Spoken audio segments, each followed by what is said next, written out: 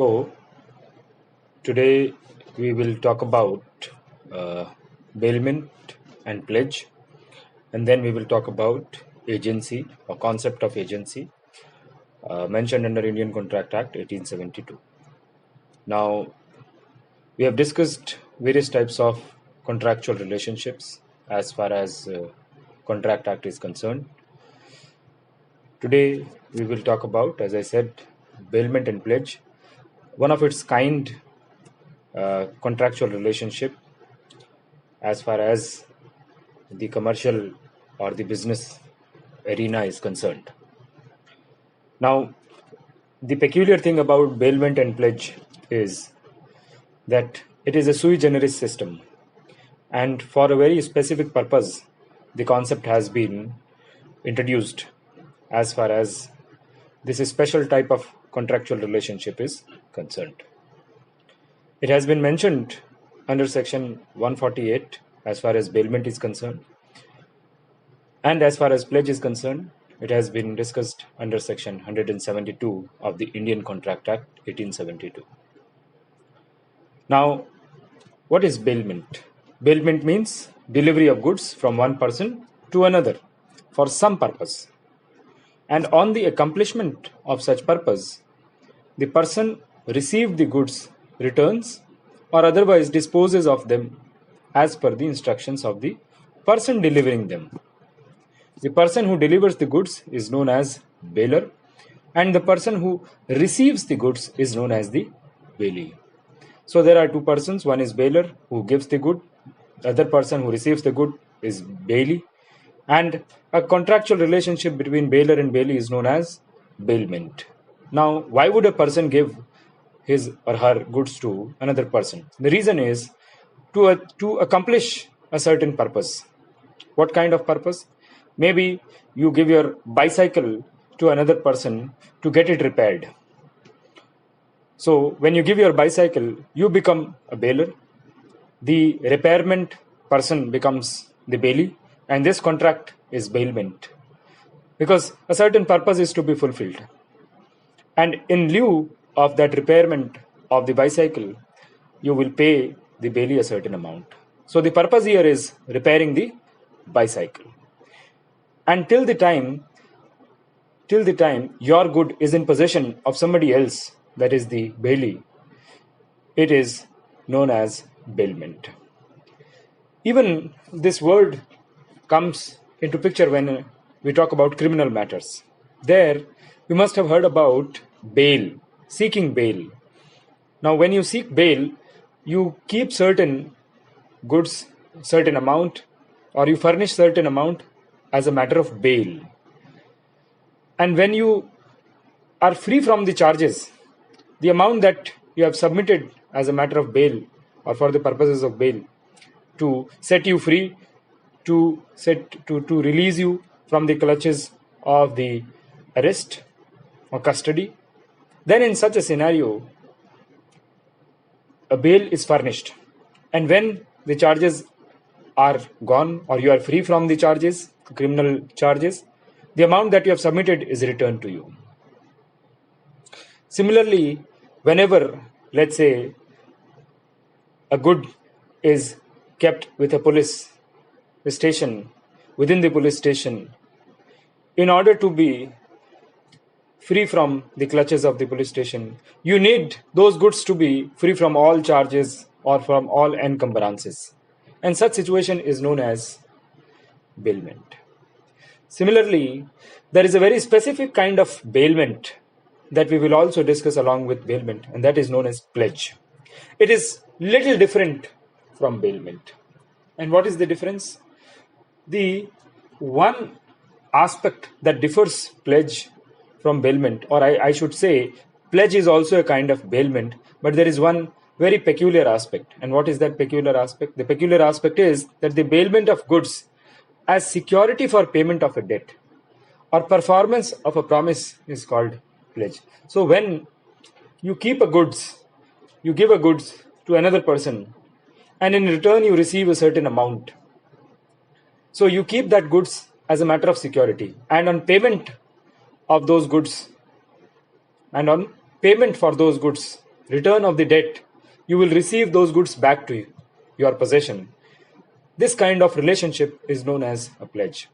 The bailer in this case would be called as pawner, and the bailee in this case would be called as pawnee. So wherever you hear these two terms, pawner and pawnee, you can assume that the relationship is that of a pledge. Bailment is a larger term, and you can say that pledge is a kind of bailment, wherein you give your goods to another person, but at the same time, you will receive the goods only on the repayment of the debt that you have received from the pawnee. All right. Now, Chitti on contracts defines bailment, and he says that bailment is the delivery of goods to another other than as a servant for some purpose upon a condition, express or implied, that after the purpose has been fulfilled, they shall be redelivered to the bailer, or otherwise dealt with according to his directions, or kept till he reclaims them. So, as I told you already, that for a certain purpose and upon a condition, it may be express or it may be implied, that you give goods in order to achieve that purpose, and upon fulfillment of that particular purpose, the good is redelivered to the bailer by the bailee. And the purpose must be fulfilled according to the directions, and the return of the goods must also be according to the directions. All right. Another feature that we identify as far as bailment is concerned is that bailer remains always the owner of the goods. Bailee only gets the possession of such goods. There may be actual delivery or constructive delivery of the goods. Now, actual delivery would be actually handing over the goods. A constructive may be asking that particular person to go to a particular place and take possession of the goods. Sometimes goods may not be in a position to be moved from one place to another place, and if a key is handed over, or if the site where the goods have been kept have been given, or the person who is the bailee in a particular case is allowed to enter into the premises where the goods are kept, then in such a scenario, you are handing over constructive delivery of goods to the bailee. On the other hand, the term pledge literally means thing given over as security. So pledge only fulfills one purpose, that is to give a property only as a matter of security. You don't modify the property, you don't do anything with that particular property. It will be kept as it is, and it will be redelivered or it will be returned to the pawner upon repayment or upon the return of the debt. In the ordinary sense of the term, if you see, a pledge is a case in which money is advanced on goods or chattels, which are given to the person as security against the money. So here, pledge basically talks about credit and release of debt and giving goods as a matter of security. We may take some of the examples as far as bailment is concerned. Let us say, in general parlance, we see that we deliver a car or any other vehicle for repairing. So when you give a car or any other vehicle for repairing, in such a scenario, you are actually giving that particular vehicle for a certain purpose. Once the car or that particular vehicle is repaired, it will be redelivered to you. So the person who receives the car or the vehicle will give you a receipt. So the receipt of receiving of the car will act as a contract of bailment, and you will be the bailer, and the one receiving the vehicle will be the bailee, and the car will be repaired on the fulfillment of the purpose. What is the purpose? Repairing of the car. Similarly, we see that we leave our car, bicycle, vehicle in a parking zone. That is also a peculiar kind of contract wherein the parking lot or the parking zone, the person taking care of the parking zone will act as a bailee, and the person who has parked the car or the vehicle or the cycle will act as a bailer. In a number of transportation areas, we see especially with respect to train or bus stands, there are cloakrooms. And when you deposit your luggage, either at railway station cloakroom or at bus stand cloakroom or at any other place, depositing luggage in cloakroom would also create a contract of bailment. Similarly, giving any garments to a dry cleaner or giving goods for warehousing or carriage purposes or transportation purposes, all of these types of contracts would qualify to be bailment type of contract.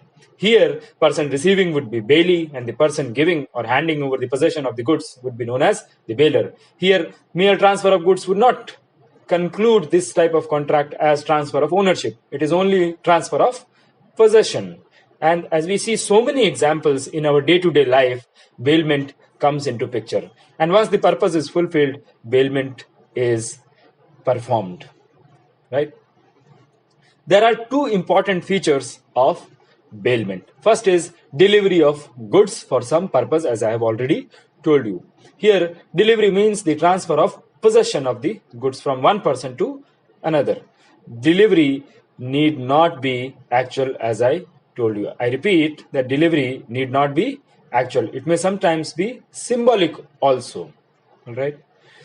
Then, if you look at section 149 in furtherance of section 148 recognizes the delivery other than actual delivery. It provides that the delivery to the bailee may be made by doing anything which has the effect of putting the goods in the possession of the intended bailee or of any person authorized to hold them on his behalf. So, for example, if you want to transport your goods are kept in godown and you do not actually transfer those goods for transportation. The transporting company picks up or loads those goods after you have handed over the keys to the transporter of the godown. Such handing over of the key is not actual delivery of goods, rather can be said to be constructive delivery of goods. Similarly, if there is a warehouse where repair has to be made, you are not handing over the machinery to the repairing person. Rather, you are calling the repairing person to your industry or to your factory, wherein the machinery that has been kept, which is to be repaired, is actually been given in the possession of the person who will repair, but within your premises. So, possession can also be symbolic or constructive in nature, and such delivery will, for such delivery of goods for some purpose, would qualify a contract of bailment. We may look at one or two cases as far as bailment is concerned in order to further clarify the concept of bailment. So, in the case of Jagdish Chandra Trikha versus Punjab National Bank, I repeat, in the case of Jagdish Chandra Trikha versus Punjab National Bank, if you look at the facts, the plaintiff's father had entrusted a box containing 480 tolas, that is about 5,600 grams gold ornaments and jewelry. So certain amount of gold ornaments and jewelry was entrusted to the defendant bank, that is Punjab National Bank, and the gold was kept in a box at Peshawar before the partition of the country.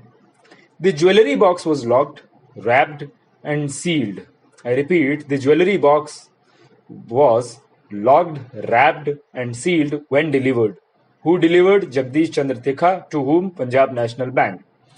The proper receipt describing the contents of the box was given by the bank. To whom? To Jagdish Chandra Trikha. From Peshawar, the box came to Lahore branch of the bank and thereafter to Delhi branch. So the box travelled from Peshawar to Lahore, from Lahore to Delhi branch. It was found that when the jewelry box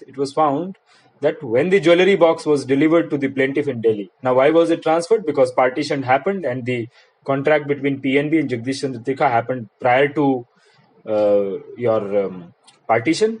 Now it has been transferred to Delhi, and when the box was delivered to the plaintiff in Delhi, it was not in the same condition as it was delivered at Peshawar, as it could also be identified through the receipt. Now, the Lahore branch of the bank had its own wrapper on the box and it was not locked. I repeat, the Lahore branch of the bank had its own wrapper on the box and it was not locked. The plaintiff thereafter claimed the gold ornaments and jewellery deposited with the bank, or their value amounting to rupees 3,72,400. It was held that the position of the bank was that of a bailee. I repeat that it was held that the position of the bank was that of a bailee, and it failed in its duty to take care of the goods. So bank was bailee, Jagdish Chandra Trika was the bailer, bank failed to take care of the goods and return them safely to the, or in the same condition, to the plaintiff. The bank was held liable to pay the sum of rupees 3,72,400 along with simple interest at 12% per annum from the date of the institution of the suit till the date of realization of the amount. So there was a violation or breach of contract. What type of contract? Contract of bailment. The bailee had breached the contract of bailment here. Another very common example that we see is whenever you go to a restaurant or a hotel, you hand over maybe your keys of a vehicle, you hand over your coat. So similarly, it's a very old case which talks about handing over of overcoat. So in Ulzen versus Nichols in 1894, the plaintiff went to the defendant's restaurant for dining. When the plaintiff went to the defendant's restaurant, a waiter took the plaintiff's coat from him. And it's a very common phenomena where we see whenever you go to a restaurant, you hand over your coat to the waiter. So plaintiff also handed over the coat to the waiter without being requested to do so, and hung it on a hook behind the plaintiff. When the plaintiff wanted to leave, he found that coat was missing. So this will also be considered as breach of bailment. Here, the bailer, that is the plaintiff who went to the defendant's restaurant, will be the bailer, and the restaurant would be the bailee when they took the coat. And when the coat could not be found, it would be considered as breach of contract. Which type of contract? Contract of bailment. Now, the peculiar type of bailment that I was talking about, given under section 172, and that is pledge. I have discussed already what do we mean by pledge. It's a kind of bailment, but very specific kind of bailment where security is involved, where credit and debt is involved, and the goods are kept as a matter of security and will be returned or delivered back to the bailer, or in pledge we say pawner by the pawnee when the return of payment by the pawner is made to the pawnee. So there are two features of pledge. That is, a valid pledge must satisfy that there should be a bailment of goods, that is, the delivery of goods from one person to another. And the purpose, second requirement is that the purpose of such a pledge is to make the goods serve as security for the payment of a debt. If the goods are not serving as security for the payment of a debt, then it will not be a pledge. It may simply be a bailment. All right. Let us take two examples. One, in Revenue Authority versus Sudarshanam Pictures, it has been held that an agreement wherein the producer of a film, now here in general parlance also, we see these kinds of transactions wherein the producer of a film agrees to deliver final prints of the film. I repeat, the producer of the film agrees to deliver final prints of the film under production. When the same is ready to a financier distributor in return for the finance provided is not pledge, because there is no delivery of goods. So only bailment or pledge will come into picture when the final prints are delivered. Since here in this case prints were not delivered, prints of the film were not delivered, there is no transaction of goods. It is a contract of financing and return of, or you can say deriving profits out of what has been financed, but it cannot be a contract of pledge. Similarly, in Bank of India versus Binod Steel Limited, it was held that when certain movables have been pledged by a company to a bank, when certain movables have been placed by a company to a bank, they cannot be attached and sold for satisfying the claim of the creditors of the company without first satisfying the claim of the bank. So if a company has kept certain goods as a pledge to the bank, the company cannot sell off those goods till the time it repays the amount or the debt that it has taken from the bank. Only after satisfying the amount to the bank which it has received from the bank, only then it will receive the goods back, and only then those goods can be sold out. Now, what happens as far as bailment is concerned and as far as pledge is concerned when you have when the bailer fails to repays? What happens when bailer fails to repays for the contract that it has entered into? So, for example, you gave your vehicle to a shop to be repaired and you did not pay for the repairing. You will still be able to get your vehicle back. However, the bailee will have a lien or a charge created upon that particular good.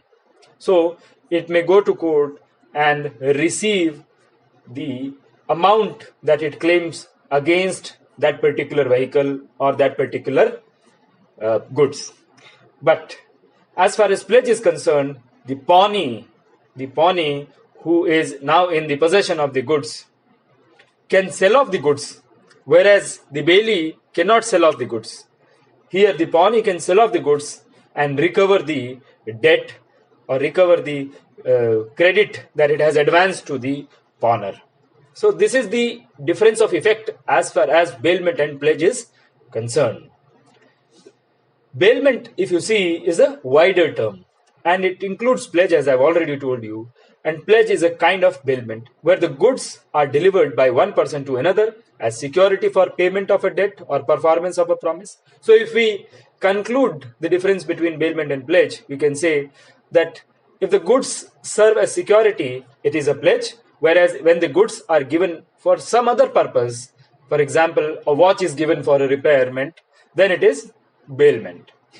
In the case of bailment, if the bailer does not pay the lawful charges due to the bailee can exercise a lien, as I have already told you that a bailee can exercise a lien over the bailed goods. That is, he can retain them until the necessary payment is made. And in case of a pledge, the pledge has not only a right to retain the goods pledged until the repayment of debt or performance of the promise, but even may sell the goods after giving due notice of sale to the pawner. So that is the difference of effect as far as bailment and pledge is concerned. So this will be all about bailment and pledge. The next concept that we will discuss mentioned under the Indian Contract Act is agency. Now, agency has also been discussed under Indian Contract Act. Section 182 starts discussing the concept of agency. In India, the agent and principal share a very specific kind of relationship, which is also contractual in nature, just like any other kind of contractual relationship that the Contract Act recognizes, and therefore it is governed by the terms and conditions of contract between them. In agency contract, if you see, there exists a legal relationship between two people, whereby one person acts on behalf of the other. The person acting on behalf of the other is called an agent. We see that in business relationship, in commercial relationship, every act cannot be done by individual himself or herself. So you require your representatives to do certain tasks, or you can say many tasks. When you hire or when you enter into contractual relationship to represent yourself in certain business relationship at various places or at various forums, then that representation of yours will be an agent. And the relationship between the representative and you yourself who is running the business or who is the main person will be called as agency.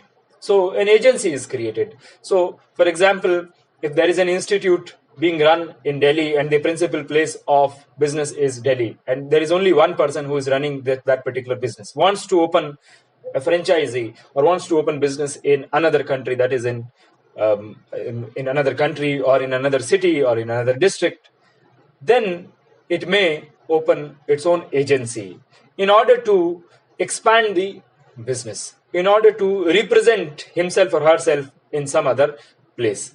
Even in same place or in same district, you can have agents wherein you require your wider representation, because one person cannot be present at all places.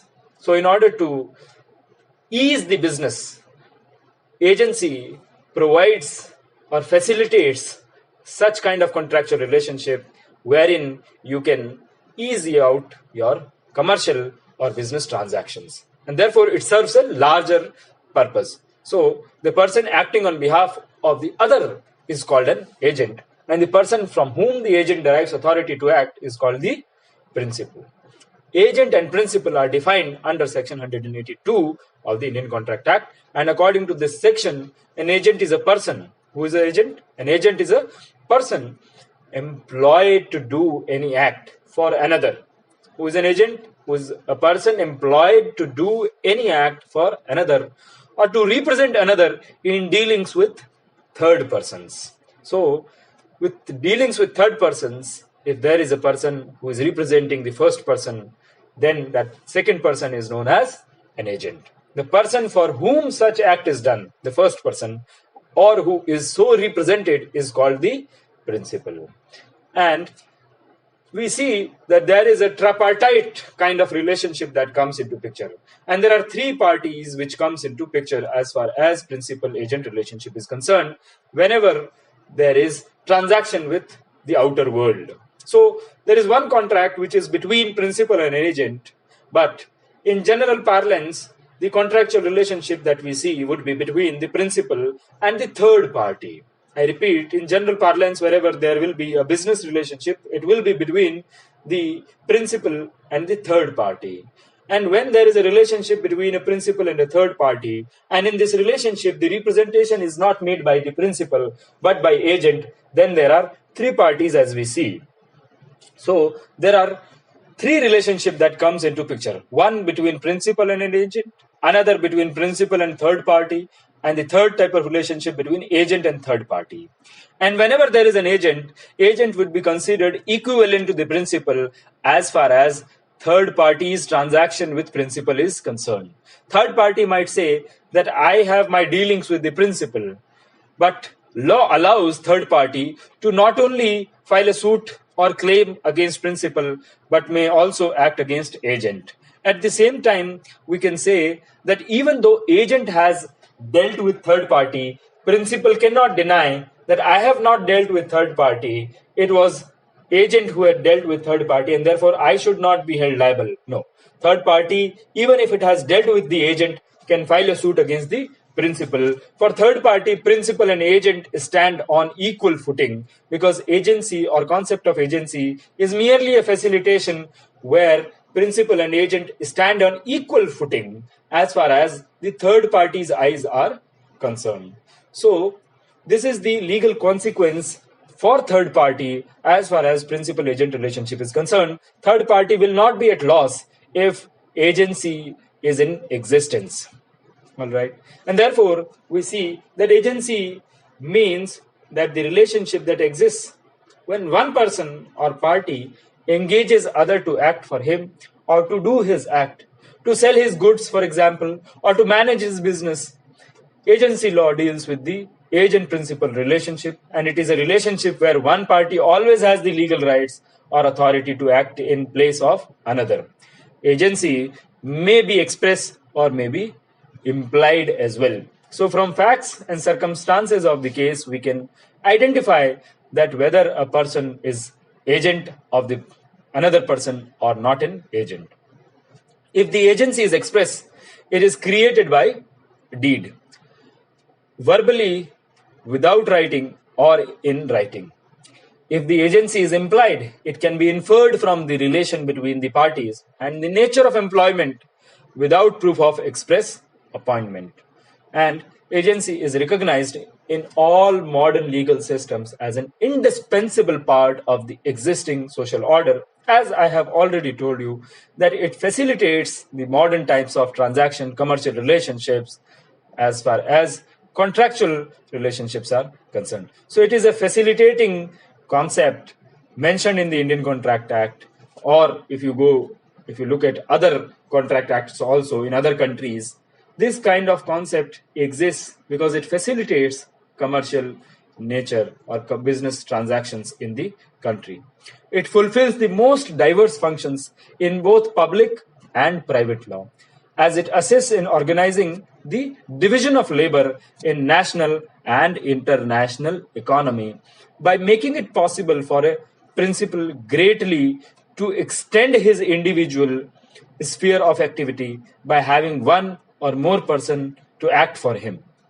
In addition to the individual principal, we see that a principal may be composed of a group of persons. So there may be a group of persons carrying on a trade or business by way of partnership, a registered company, or any other kind of corporate entity. Where we look at partnership, we see that let's say if there are 4 partners, then in such a scenario, if there are 4 partners, A, B, C, D, and one partner, let's say D is representing the firm, the partnership, then D becomes the agent, A, B, C becomes the principal. Whereas if A is representing in another transaction, at that point of time, A becomes the agent, B, C, D becomes the principal. So according to the situation and according to the circumstances, a partner will be an agent and other partners may be principal. So it's a very fine example of agency as far as partnership is concerned. Even a company can be considered to be a principal, and a person representing the company can be considered to be an agent, or acting on behalf of the company can be considered to be an agent. So we see that there are different types of agreements, or there are different types of agencies, or you can say agency can be created by different types of formats. So the relationship between principal and agent can be established in 4 different ways. And what are those 4 different ways in which we see relationship of agency coming into picture?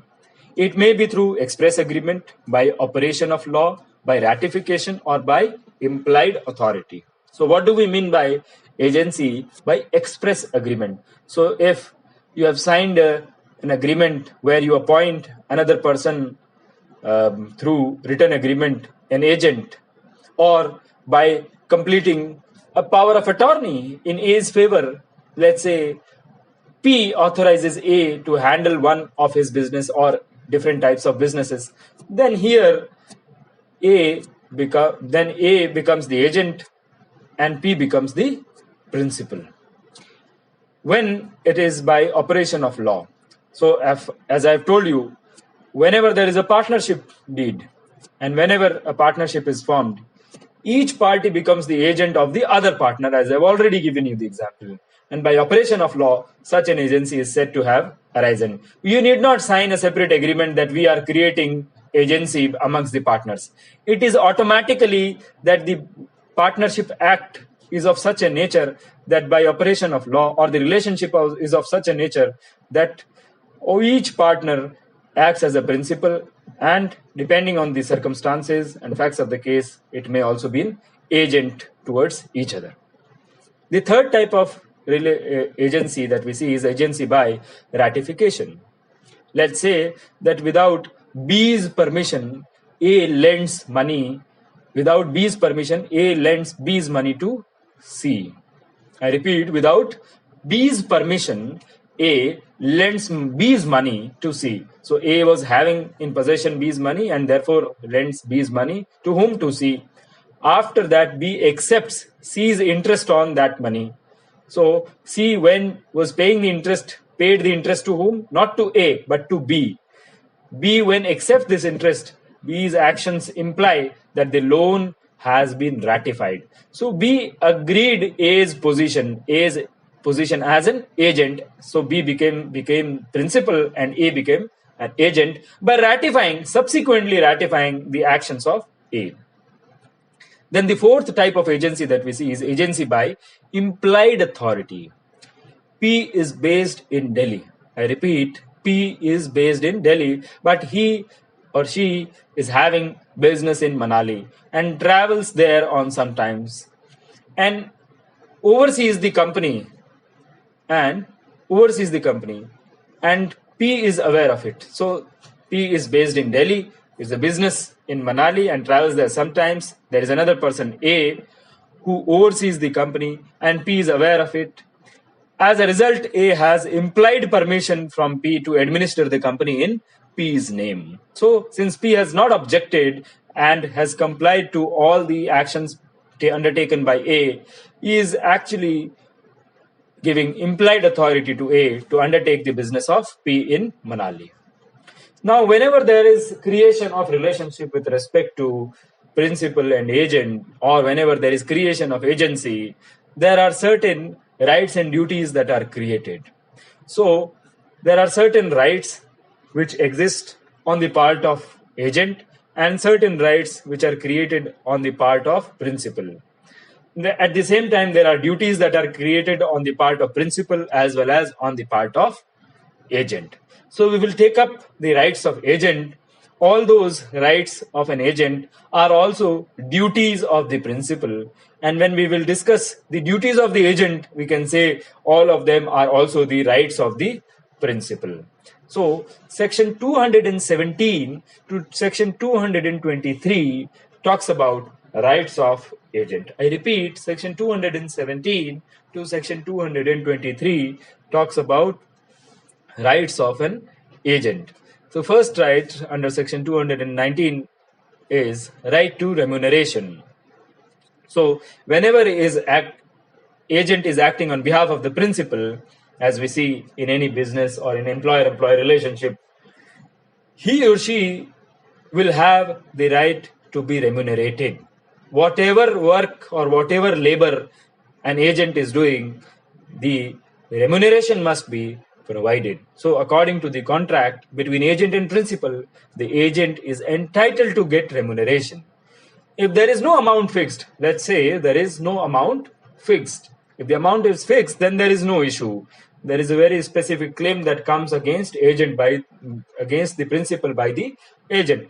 Where there is no amount fixed, then he will get in according to the business, but he will not get the amount for the work which is done by misconduct. So whatever rightful act has been done by the agent, he is entitled to receive remuneration. At the same time, principal is under a duty to give remuneration to the agent and also has a right to not to pay the agent for any sort of misconduct done by the agent in the business. Next is section 221, which gives another right to the agent, that is right to lien.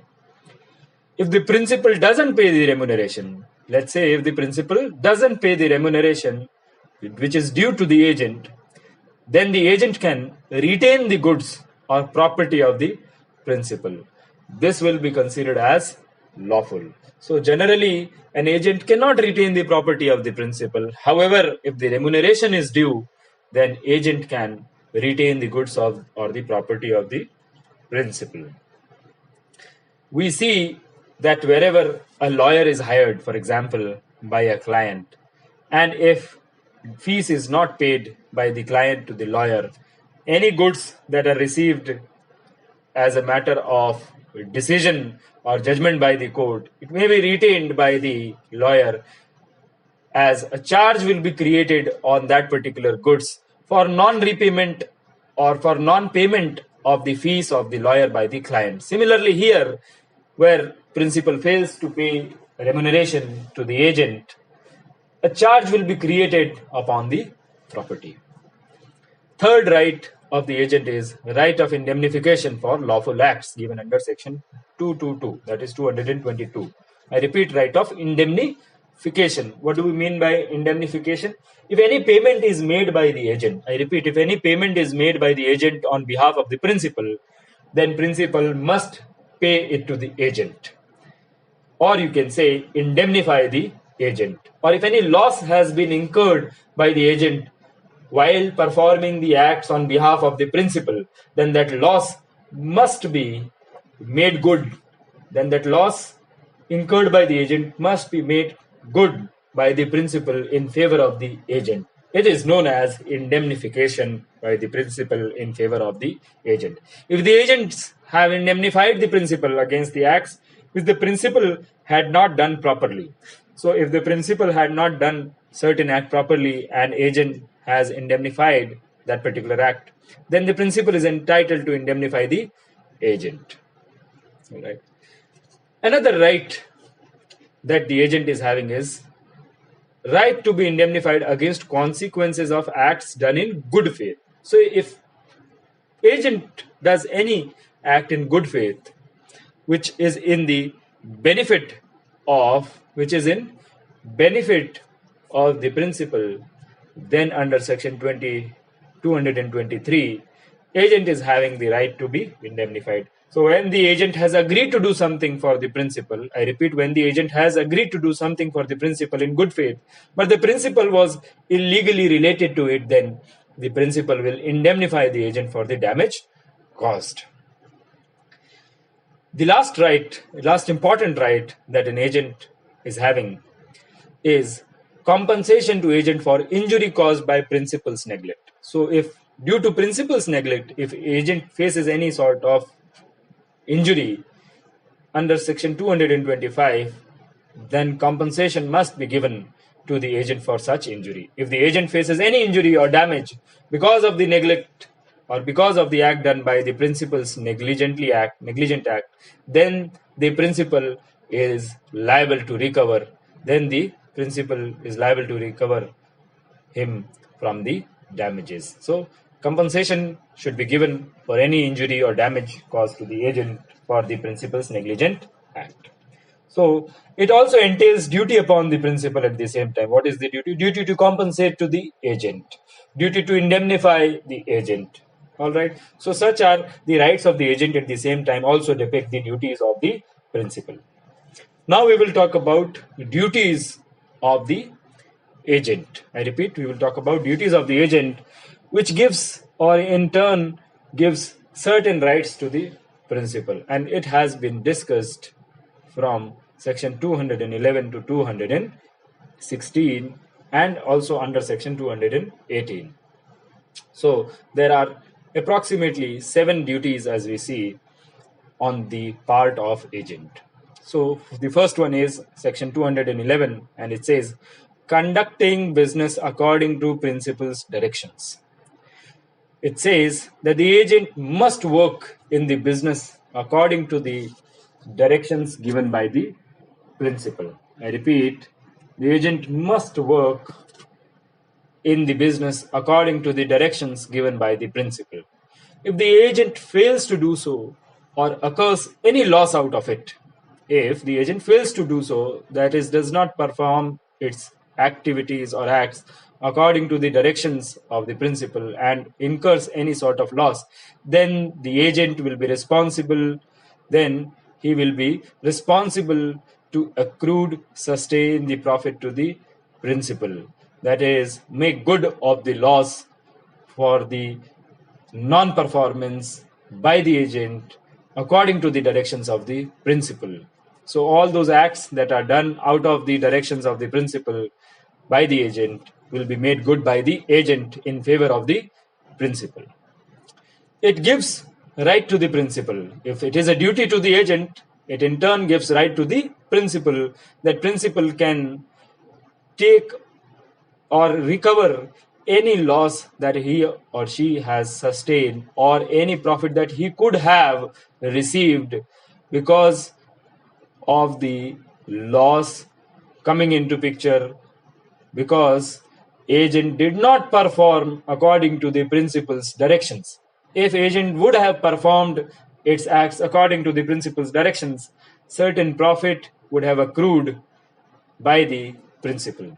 So if it is a duty of the agent to make good of the loss, it is the right of the principal to recover it from the agent. Section 212 gives another duty, that is working with skill and diligence. Whenever an agent is hired or agent-principal relationship is entered into, it is the due expectation, or it is a reasonable expectation of the principal from the agent that the agent will work with diligence and proper skill. So, in the conduct of the business, it is very important for the agent to work with diligence.